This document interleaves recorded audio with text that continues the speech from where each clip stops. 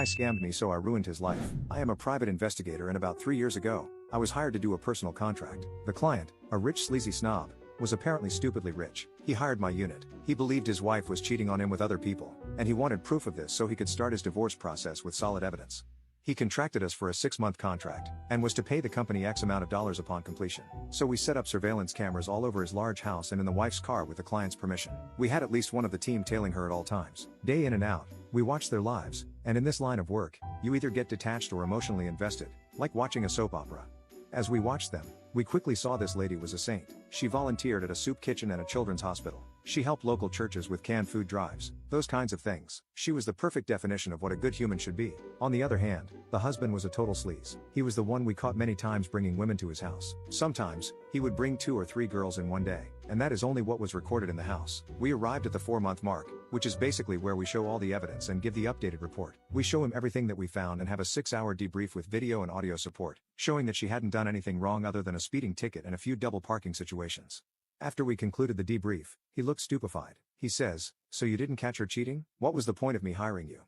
My boss, our captain, turns to him with a serious stare, which is perhaps in the most serious and badass looking face I have ever seen in that man, and said, "You hired us to investigate your wife. You're unhappy that your wife is an honest and faithful woman?"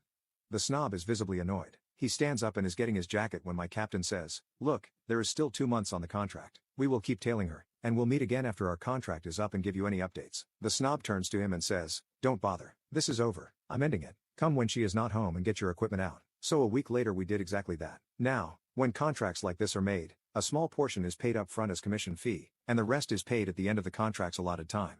In his case, it is 6 months, so fast forward to the next payday after the contract is officially over. My unit gets a call from our office to come in on the next payday as there is an emergency meeting regarding us and the last contract.